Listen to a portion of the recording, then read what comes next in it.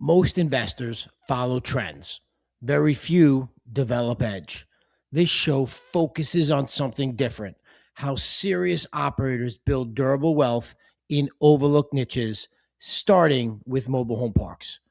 We'll break down the strategy, underwriting, discipline, talk about the roadblocks, and the operational execution that'll make your capital aligned with long-term returns.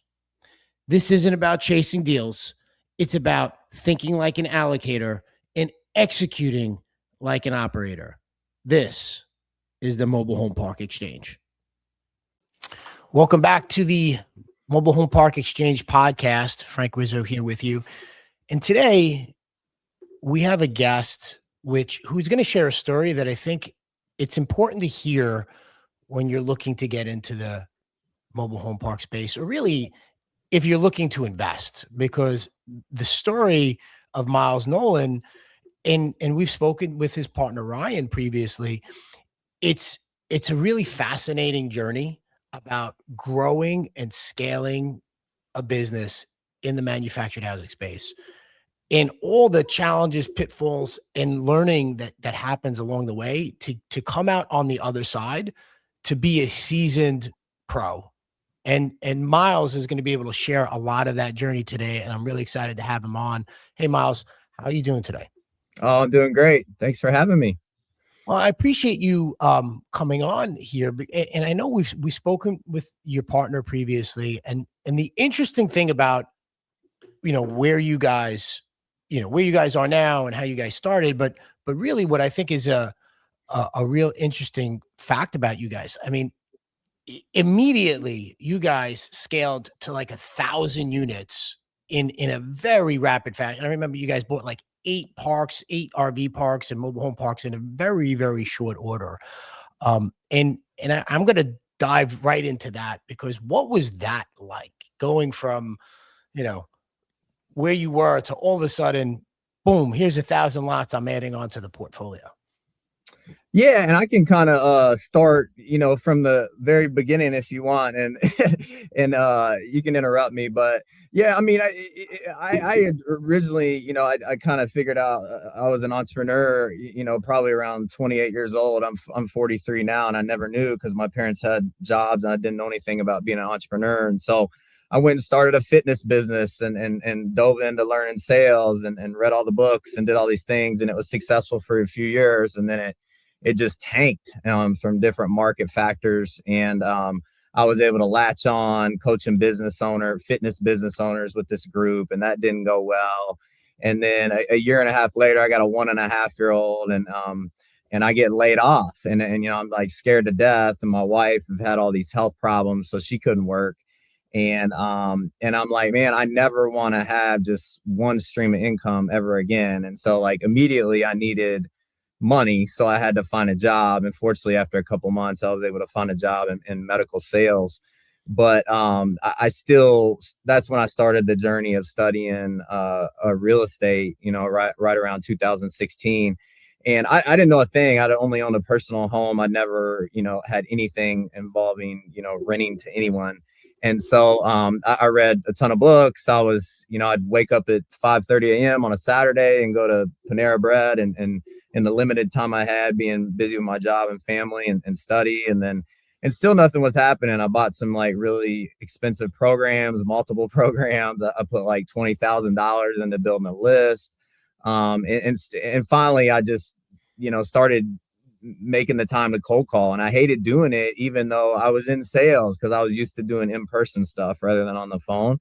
And I felt like inadequate because I didn't own anything, and I felt like I didn't. And I started to try to wholesale, and I picked, parks that had a ton of things wrong with them. And then the buyers would drop off, and then I'd do all this work. And, so I had like 6 or 7 deals under contract that all fell apart. And so it was just a lot of like frustration. But a guy told me once that owned a bunch of parks, he said, hey, if you don't quit, like you'll get a park eventually. And that sounds really simple, but I kept remembering that after all the failures. And so, but I kind of was like, man, I don't have money. I don't have operational experience. How can I bring value? Right. And so I'm willing to go hunt, find deals, make cold calls. Like I had sales experience. So I was like, I'm just going to lean into this hard. And so even though I was super busy, I just made sure I did, 3 to 5 hours a week of cold calls. I think that was, 2018, 19, a little bit of 20. And then I linked up with my partner, Ryan. He had operational experience. He was glad that I was bringing deals. I was glad that he knew what he's doing in terms of operations. And I was able to wholesale first park. I think that was March 2020, and made $50,000. And that was kind of like life changing for me after all the money that and time that I put into it the last 3 to 4 years to actually have something positive happen. And then we found our first deal, which was kind of a crazy story, but and closed on that in June of 2020. And then after that, it was like the floodgates just open until into 2022, and then we had to like pause and take a breath and get everything in order.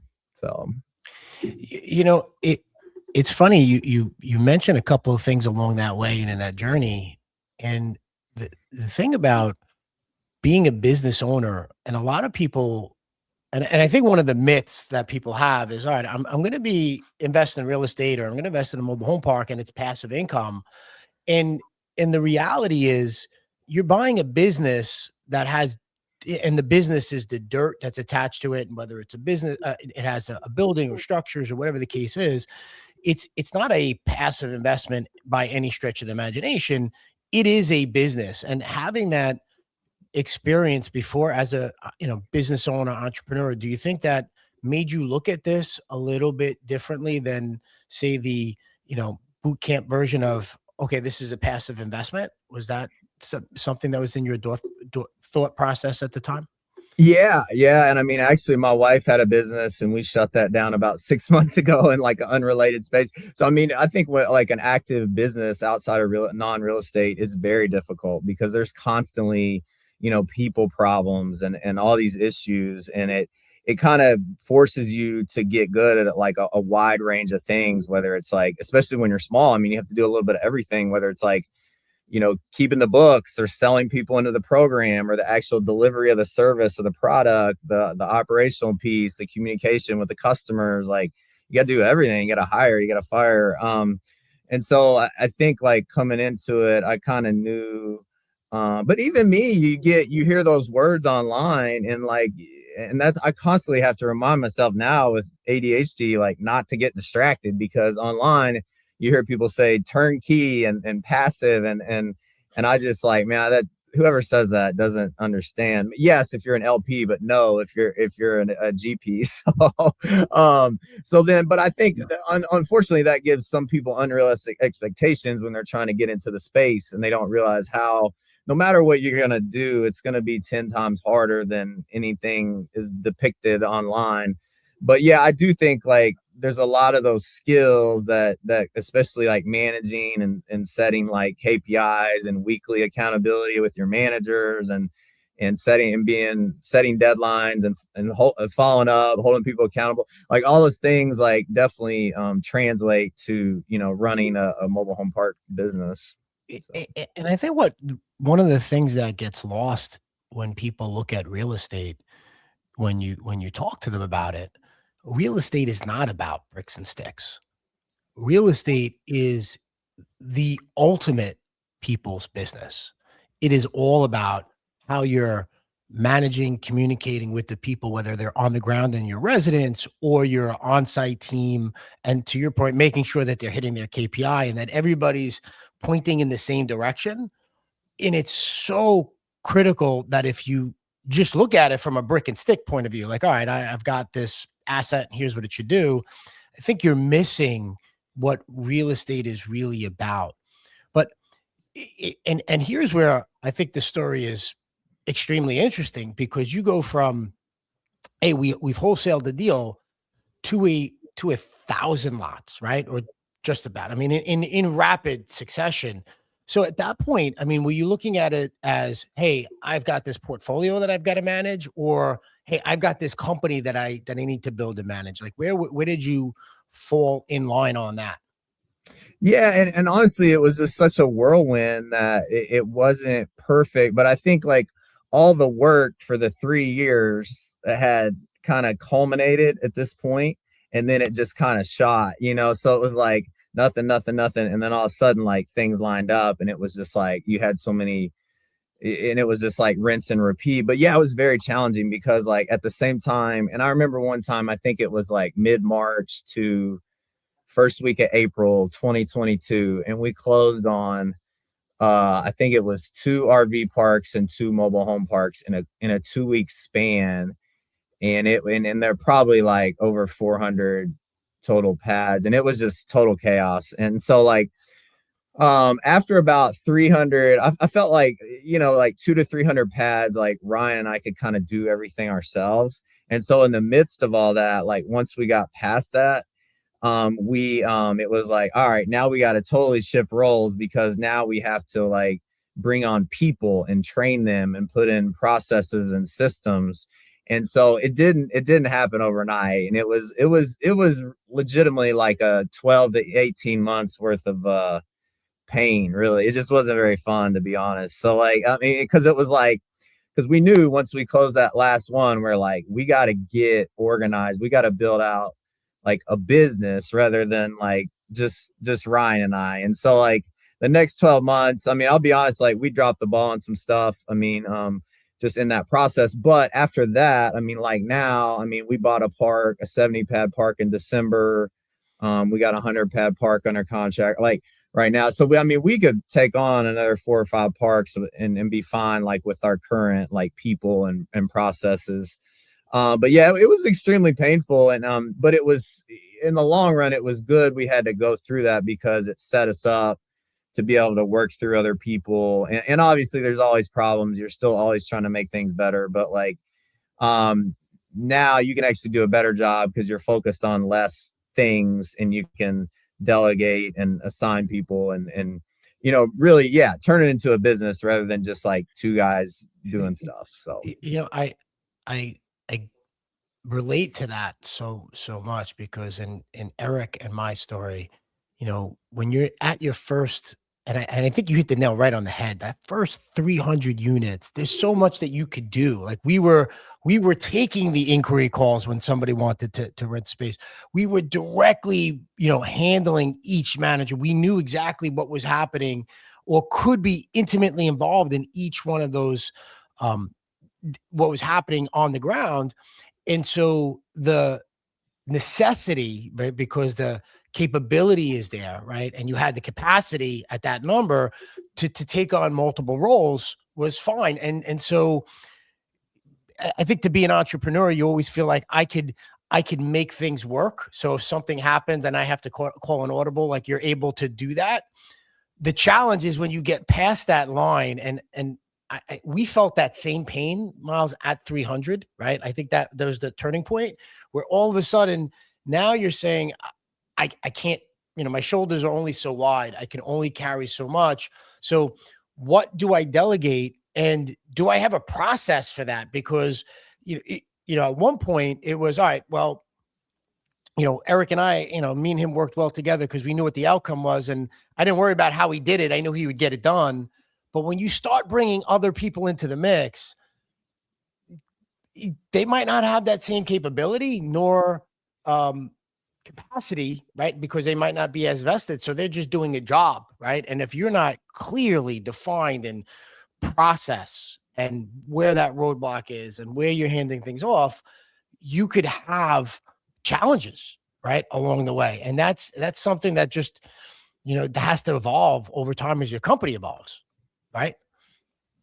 yeah, no doubt. And I mean, I think that's the hard part that people don't think about when they're getting into it, or don't want to do. But like if you, there's a lot of balls you got to juggle, especially like when you raise money, because you have an obligation to operate the asset well, to oversee your people, to perform on the personally guaranteed debt, to communicate with the investors, to all those things, to look at new deals, underwrite, source new bank financing, all the things. But yeah, it's definitely difficult. I mean, to kind of balance it all, and there's a lot that goes on behind the scenes that people don't that people don't see, and it really is a collections business, in my opinion, because you're dealing with people who have typically don't have a ton of disposable income, and even the lot rent it can be a challenge. So you know, putting all those things in place is absolutely critical to your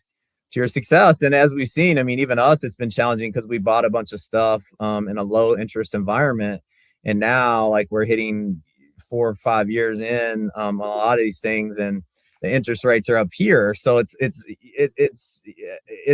it makes it more challenging to refinance, and do that sort of thing.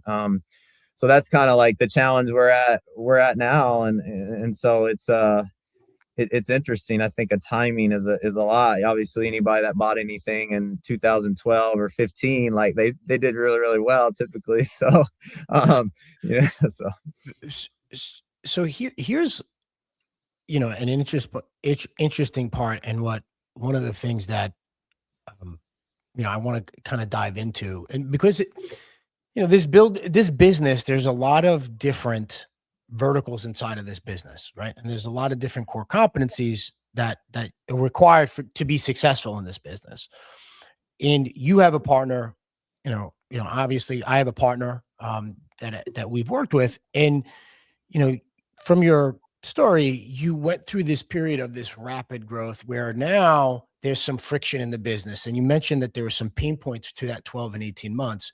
But what's so impressive, Miles, right? That is during that time, you see whether it's a business partnership or a personal relationship, when that friction happens, a lot of partnerships dissolve, right? A lot of marriages would dissolve if they have that. Yet you guys were able to uh, get through that. And I'm sure there was probably some points and times where you guys didn't see eye to eye on that. So how did you guys end up working through that together and then coming out on the other side still together? Which, like, is it, hey, everyone had their separate roles? Like, how did that play out? Because I think that's an important part for people to realize when they do have partnerships, right? And they do have people that they're working with, because it's not always rainbows and unicorns. yeah, no, and I appreciate you bringing that up because I don't think anybody's really asked me about that before. And so it's interesting because I mean, especially during the time where we had so much going on, and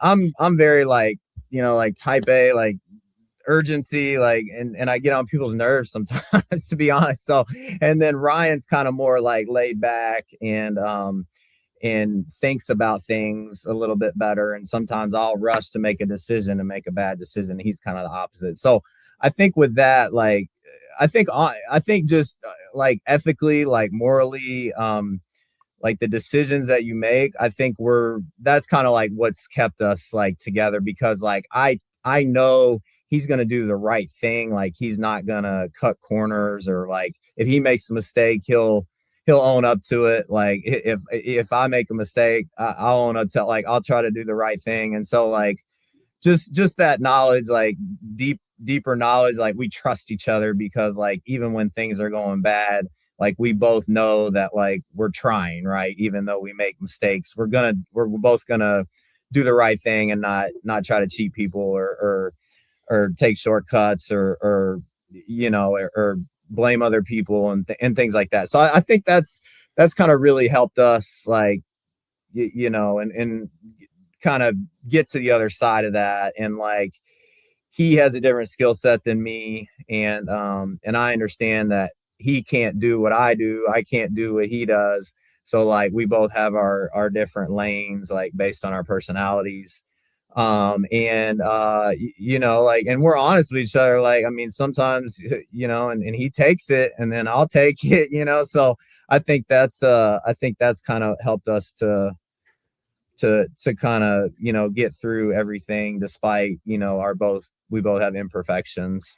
So You know what I'm hearing there, and it's so critical, because people, like, sometimes people take partnerships from convenience, right? But when you partner with somebody who has the same values, right, and core beliefs as you, then it doesn't matter if their process is the same. You'd respect it because you understand ultimately where their intent is, right? And if it could be matched up with the work that they're doing, that builds trust. For Eric and I mean, very similarly, we don't agree on everything. A lot of times we'll have, you know, heated debates or arguments about, positions we'd want to take. But, if anybody who's ever gone to, had conversations with a partner before, it's about fighting fair. Like, so we'll have arguments. It's about the issue. It's about how do we move this forward? And it's just about that conversation. It's never personal. It's never, well, who made this mistake here? And listen, I'm divorced. So I've been in relationships that are like that. And then when you have a partnership that's not, and it works well, you're able to really sharpen each other's skills. And I know for us, it forces me, having partners like that. It forces me to come, bring my A game every day, because I don't want to let down my partner who's also bringing his A game every day. Right. So I think that's an important part of it. And getting through that challenge is really what builds a company, builds a team, builds a partnership. Right. So you're figuring your way out of this, right? And you've scaled in. And I think every company does this, right? You get to a point where you grow. Now we've hit this growth. Now we've got to manage this growth, right? And now we've got to see the pathway through it. What was where was the pivot point in that? Was it, hey, we're going to lighten up the load, kind of, take some profit and move on? Like, where was the focus change on that?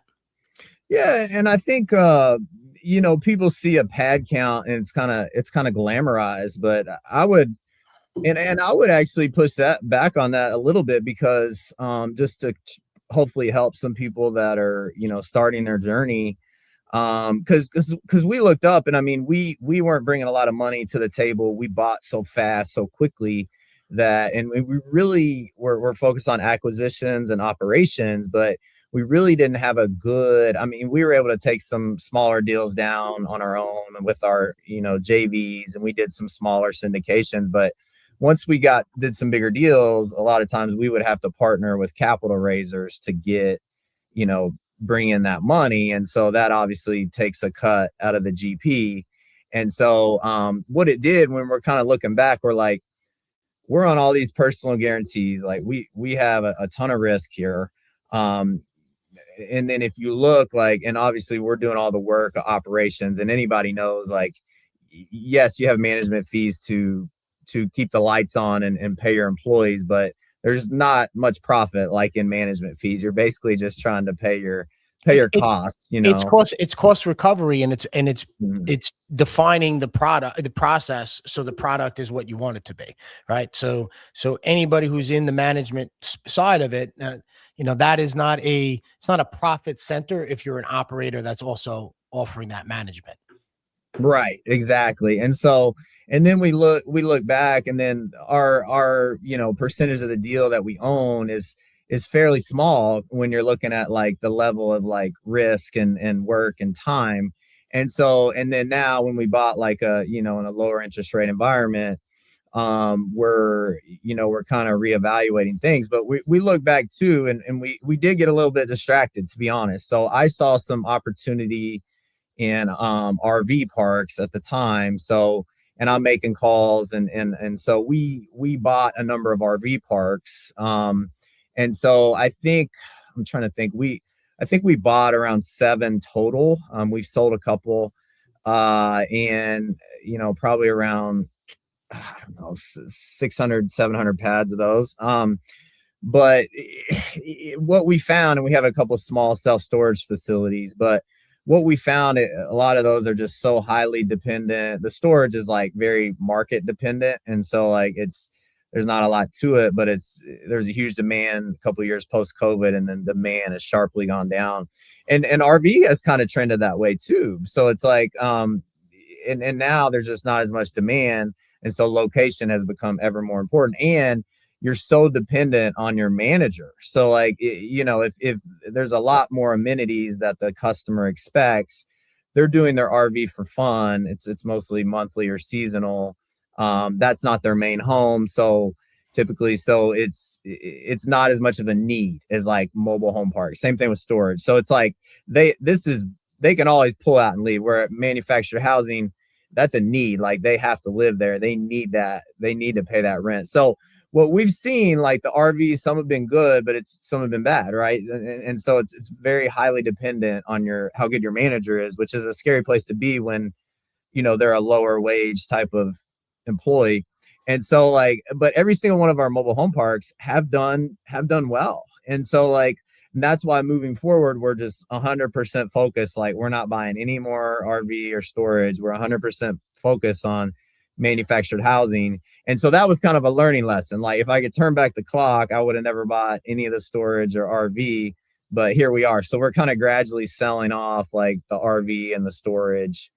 And for the most part, we may sell a park here or there if we feel like, somebody gives us more than we think it's worth. But like for the most part, we're trying to hold on to our mobile home parks. And so now we're just kind of trying to take a few chips off the table and return investor money as we're hitting kind of the 5-year mark we had a lot of 10-year term, but like 5-year fixed type of loans. And so we're kind of getting close to that on a lot of them. And we're trying to return some invested capital, get some liquidity, and then just go 100% focused on mobile home parks. So it's interesting you say that, because a lot of people and a lot of investors in the space, especially early on, they equate almost the MHP with the RV, and they almost think it's the same competency, right? Core competency. So we have one hybrid community that's in our portfolio now. And I spoke with Bryce McMurray from Caliber, and he runs RV parks and MH. And while we were talking about this, I mean, he gave me a really good piece of advice. He said, it is easier to take an RV manager and convert them to MH than it is to take an MH manager and convert them into RV, because the RV is more hospitality driven. And even in the longer term RV, to your point, if they don't like what's on the ground, they can get up and leave, right? They can, that's truly a mobile, right, home. But if someone is in a manufactured home, they'll see the bigger picture, the bigger vision. And if they're going to leave, it's more of a thought process, because there's more friction in that movement. So, a lot of investors think it's the same, but it is it's similar infrastructure, but completely different business. And I think if you miss that mark and you think just because I could do one, I could do the other, I think you might be in for a rude awakening, right? Like you might be in for a rude awakening. So similar to you, I mean, we grew, we had some assets that after that 5-year mark, we started saying, all right, well, we hit some valuations that we just didn't think we were going to, we would have hit in that timeline. We had some exits, and it gave us a chance to kind of regroup and restructure to move forward, right? To say, okay, here's what we learned, right? Like that experience is your earned asset. Like you've learned all that. So now it sounds like you're in that process where you have done it. And now, Miles, where are you taking that experience and that knowledge from being in the ground, being in the trenches, and where are you pointing it to it now? Like where are you focused on really creating and driving value now? Yeah. And I mean, I think, obviously there's a lot of work when you have to buy or sell. And so just, we're kind of in that process right now of, getting documents, like talking to buyers, doing a lot of different things. And so that is very busy. But I think it's an interesting market, because I mean, I think you're seeing, cap rates are nowhere near as low as multifamily right now, but you are seeing they are definitely lower than they were, 5 years ago or obviously 10 years ago. And so, and I see that now too. I mean, the last 6 months, I didn't cold call for probably 3 years, and I've tried to outsource it, and I just haven't had very much luck getting anybody good to do it. But and so like the last 6 months, I've definitely done a lot more of that, and it's definitely gotten harder. I mean, like it's there's just people have gotten called more, and obviously there's not a lot of parks being built, and it's harder to find those owners that that don't know their valuation all the way, where you can get a better deal. And I mean, we got all our best deals via direct to owner, cold call type stuff. So, but Ryan has a really good, takes a ton of free calls. I mean, has a really good relationships with a lot of brokers. So he'll get some pocket listings, knows a lot of, newer wholesalers. And so he'll get things that way. And then I'm kind of more direct to owner cold calls. And so that's the thing. I feel like if, and if you look at like maybe our strength out of all the different things you can do, like I feel like that's probably our best strength. And so like, and we kind of look back at like what moving forward, and there's different niches. I mean, like some people are good at some things, some people are good at others. And we kind of see an opportunity to, not only try to find deals, but like partner with people who maybe have better capital bases, investor base than we have, maybe have, a lot bigger team, like just for operationally. And so kind of in the next 6 months, as we kind of sell some stuff off and we get a little more room on in our day and our plate, like that's what we're looking to do. And so we're starting to, and we might even start like a little mini coaching program as well, whether it's just to, help. We like helping people that, are getting started, but also too, like we love to partner with people. Like if they bring us a deal, that's a source of deals as well. And just connecting different people, we feel like we're good at that part. So that's kind of our, we're still kind of putting more thought into it and building out the structure, but moving forward, that's probably something we can definitely, we're going to focus on and look to kind of make, and it's tough. I mean, real estate is like slower money. Like if you want faster money, typically like a non-real estate business will give you that. If you buy a profitable business, there can definitely be a lot more headaches, and probably even more risk than real estate. But the real estate, a lot of times, it's hard to live off cash flow a lot of times, like because, you put money back into the property, you have to pay out the investors. And so a lot of times you make your money on refinance or sale, which, often happens 3 to 5 years or down the road. And so it's kind of like up and down. So we're kind of looking at it like, maybe we could kind of not as much play for the long game, but kind of capture some on the front end and help other people, partner with other people. And then also too, maybe we just look at buying a smaller part, just Ryan and I, and going 50-50 and because we do see some opportunities now. It's really tough. Like a lot of the bigger companies have bought up the 100 pad plus parks. And so, some of the smaller parks where we can just, maybe buy one a year or something to that effect. And just keep it really simple. And then, also do the other things I was talking about. So we're still putting a lot of thought into this, but that's kind of the direction that we're going in the next 6 to 12 months. Sure. Now you did mention, I mean, you're pretty, I'm going to use the term aggressive, but you're consistent on the phone and trying to reach sellers off market, right? Or sellers direct. Let's call it what it is, right? You're contacting property owners direct. And to your point, you talk to a property owner. I mean, I know myself, I'm getting calls, text messages daily from people. How do you set yourself apart to remain memorable or create that relationship with that seller or to engage in that relationship so you become the person they want to deal with? Because there's an art to it, there's a skill to it, and it's not, especially now, it's not easy to do, right? Like but so how do you do that, Miles? So do you have any tips that you wouldn't mind sharing?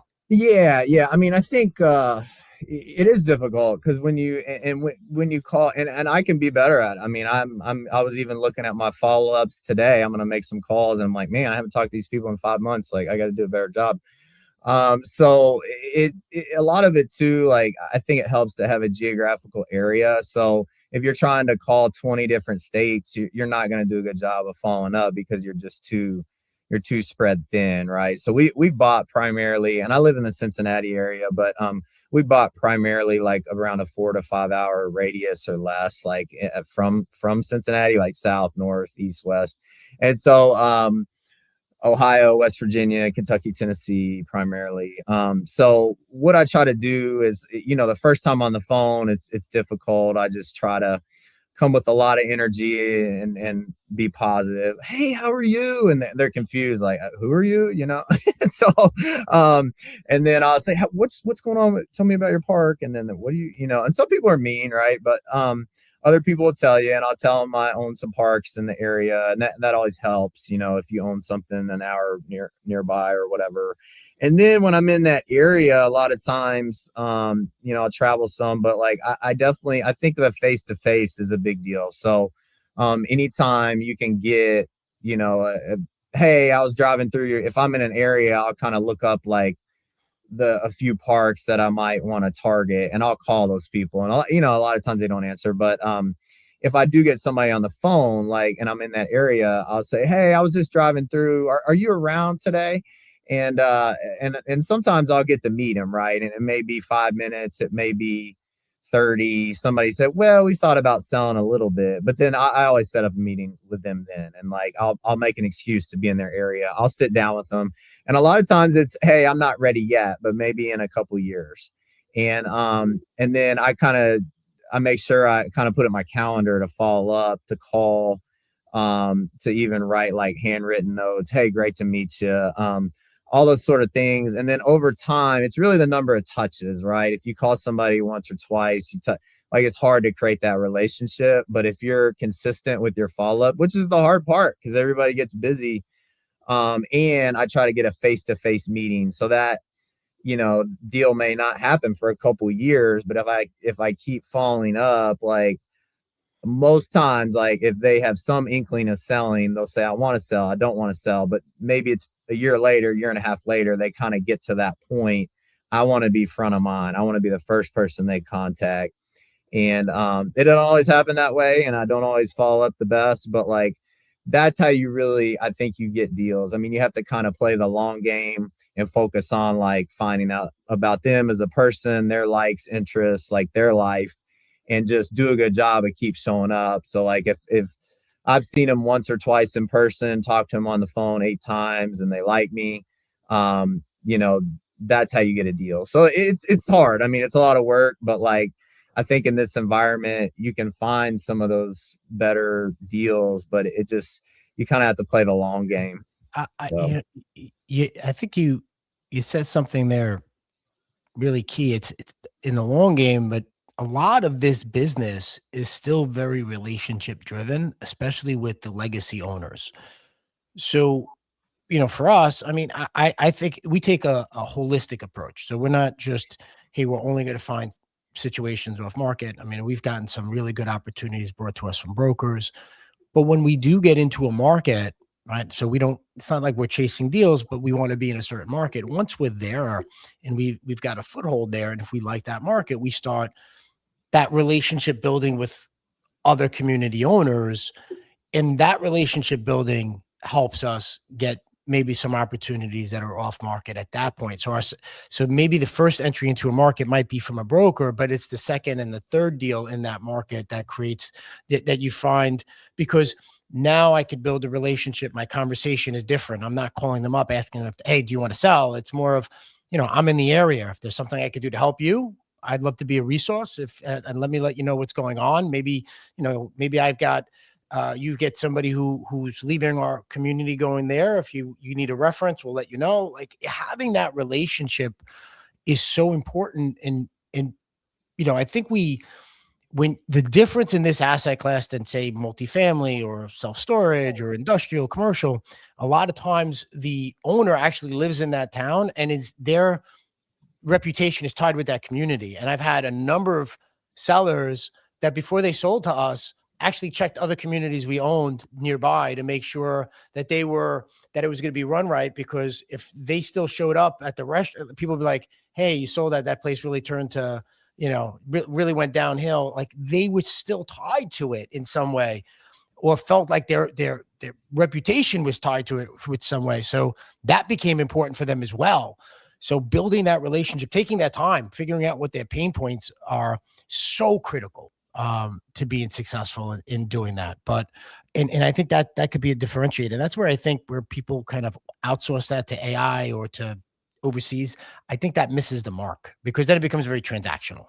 Yeah, So I totally agree. And I mean, I think that's great what you guys are doing. And it's easy to forget about that stuff when you're busy, but like being intentional about that is no, I think that's amazing. And yeah, I mean, it's hard when you first get started, like you're not going to get a lot of broker deals, but we are seeing more of that now. I mean, the most recent one we got was a pocket listing. The one we closed on in December was a wholesaler that sent to us. So it wasn't us like direct, but yeah, once you kind of get more established, you can definitely find some more opportunities that way for sure.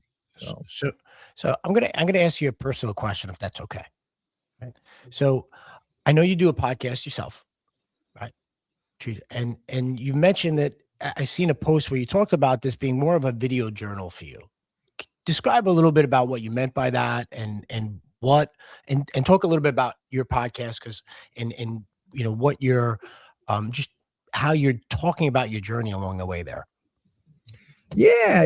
And I got three kids, 11, 7, and 5, and so it's busy. And but what I was thinking about, I mean, I'm not great at like ever journaling or anything like that, but it's easy for me just to hit play on the Google Meet and record it and go for 8 or 10 minutes and just kind of get like my feelings out, get like what we're doing now out. And someday my kids may listen to it and see what I was going through or thinking at the time. But and so that's basically that. Like I kind of wanted to take and I haven't done a great job of marketing it, and I didn't even want to kind of go out and interview different people because just the scheduling and figuring all that out, I just didn't even. And so it was almost more for me just to kind of document the journey. And so that way I wanted to be consistent with it. And I think yesterday I did my 157th episode, so I have been consistent with it over the time. And so and honestly though, the few people that have listened to it, like when I get on the phone with them, they feel like they know me, and like a lot of them want to partner with us or invest. And so it's a great way for people to get to know you without directly talking to them. But and that's kind of why I do it. So I wanted to like be consistent with it and not do it for like other people, I guess, but like do it for me. So I kept doing it over a long period of time. So it's not perfect, but it's out there. So No, listen, I've listened, and I think that it's an important part because a lot of what you're talking about, Miles. Listen, there's a glossy. If you look at social media, it's glossy of look how many, look at the deals I've done, look how much money I've made, look how look at the pad count I have. But you said a couple of things today that's this business.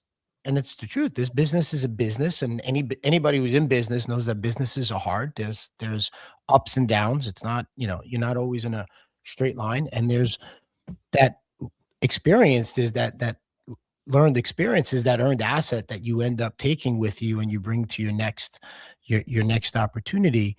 And something that you said that not to be glossed over, it's not about pad count, right? It's about doing it right. Right? Is that part of your evolution? Like it's not, hey, I don't need to have 10,000 pads. I need to have the pads that I have activated, performing, and the park's running right. Is that it? yeah, definitely. And I mean, and kind of when I started, it was all about the pad count or assets under management, things like that. But as I've gotten into it, I realized you see a lot of people online bragging and things like that. And a lot of that is just not reality at all. And so my goal with my podcast was just to try to be real. And I can definitely do a better job at telling like real stories, just trying to be vulnerable. But at the end of the day, I mean, it's Don't about stop like, trying. Just Yeah. don't start crying. Yeah. And at the end of the day, it's like, it is about the park, doing well. And like, are you providing a good experience for the residents? Is it profitable? Can you make money? And then also too, I mean, kind of moving forward, I've been tossing some ideas around, like, how do we get more, like, do some more things, like things for our residents to, especially ones that are legitimately in need, legitimately like doing the right things. And so we're working on something there to do some things around the holidays and kind of provide, some form of like giving and charity in that regard too. And so those are all things that like I'm, thinking about trying to do. And really, as you get more experience, you get older and you realize it's like you need, you value those real relationships, and it's more important like what you know about yourself that is real, rather than trying to brag or online or anything like that. So Great. Miles, if somebody wanted to get more information about what you're doing, or they wanted to connect with you, what's the best way for them to do that? yeah, our company is called Treeside Capital, treesidecapital.com. There's a contact form on there. Just fill it out. It'll shoot me an email, and then I'll respond to you. We also have a call link. You can schedule a call on there, and then I'm also on under my name on LinkedIn as well. So. That's great, Miles, man. Appreciate you being part of the program. Appreciate you listening. That's Miles Noland, Treeside Capital. If you want more information from him, you could check them out online or listen to his podcast. This has been another episode of the Mobile Home Park Exchange Podcast. Until next time, everyone, happy investing.